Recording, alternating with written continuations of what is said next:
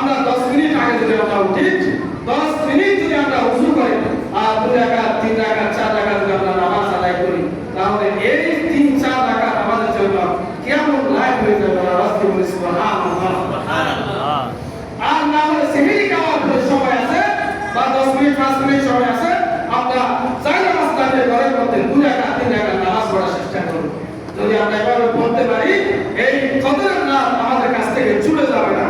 এরপরে বেশি বেশি আল্লাহ সুবহানাহু ওয়া তাআলার কাছে দরুদ পড়তে হবে। কি বলতে হবে? দরুদ শরীফ পড়তে হবে আল্লাহর হাবিবের উপর।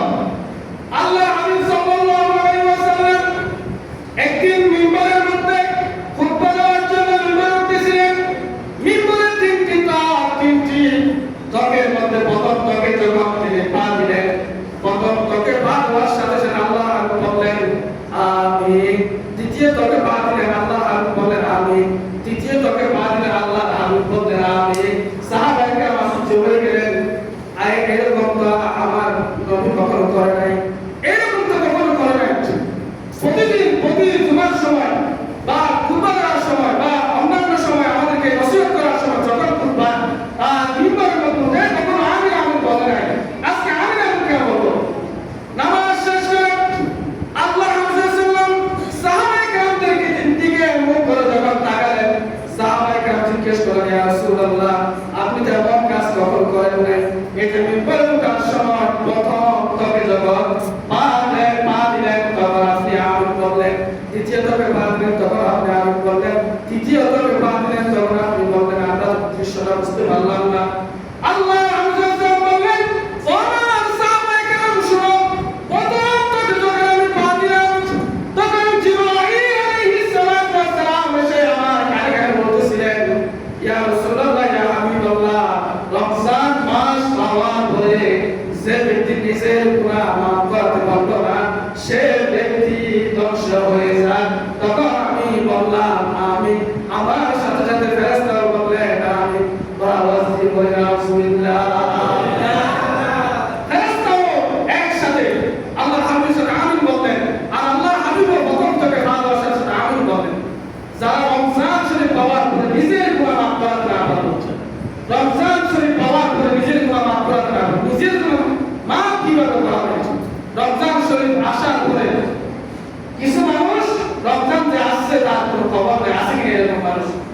রমজান শরীফ যে আসছে, রমজান শরীফ যে তারাবি নামাজ পড়তে হবে, এরপরে আপনার সেহরি খেতে হবে, রাত্রি জেগে আল্লাহর ইবাদত করতে হবে, কোরআন তেলাওয়াত একটু বেশি বেশি করতে হবে।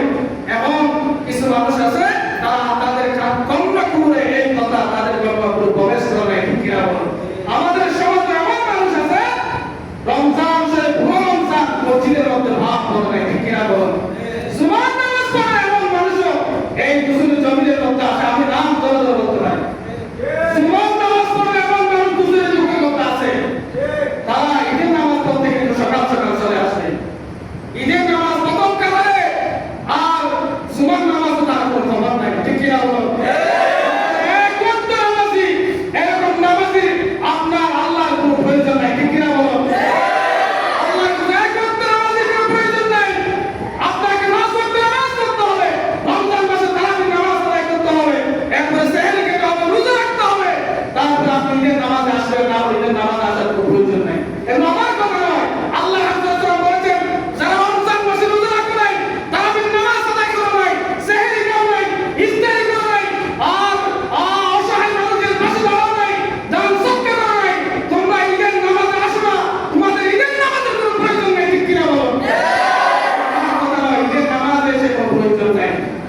ঈদের নামাজে নতুন কাপড় কিনলে পরে ঈদের নামাজ, নতুন দামি সুগন্ধি গায়ে রেখে ঈদের নামাজ আসলে যে আপনার সমস্ত গুনাহ মাফ হয়ে যাবে, এরকম কখনো হতে পারে না।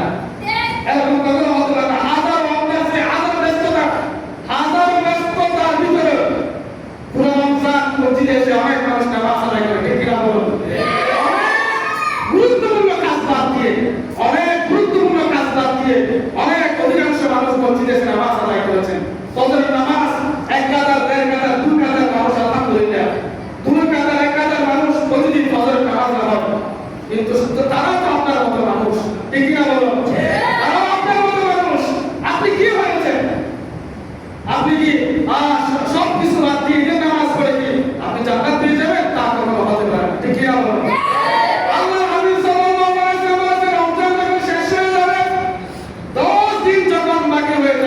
তোমরা ইতিকাফ করবা। আর তোমরা যদি ইতিকাফ থাকতে না পারো তাহলে তোমরা বেশি বেশি কোরআন তেলাওয়াত করবা, নামাজ করবা, আর তফসিরের ভিতরে তোমরা লাইলাতুল কদর তালাশ করবা। সুবহানাল্লাহ। এখন হয়ে গেল এমন কত বড় উচিত ছিল। আমার মনে হয় রমজান যখন শেষ হয়ে যাবে, শেষ তফসির যখন আসবে, তোমরা নামাজ বাদ দিয়ে দেবা। মাগরিবের পর তোমাদের স্বামী স্ত্রী সহ ঘর থেকে বের হয়ে যাবা।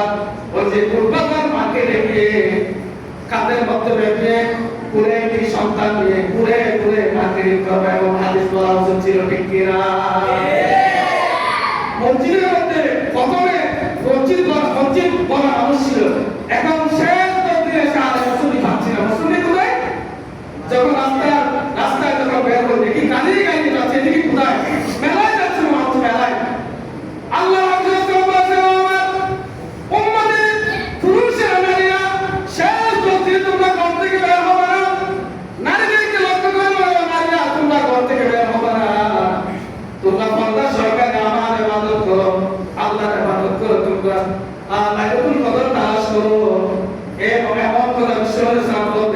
কিন্তু উল্টা করে আমার এলাকার মানুষেরা মহিলারা দলে দলে বাজারে গিয়ে মার্কেটিং করতেছে, ঠিক কিনা বলো?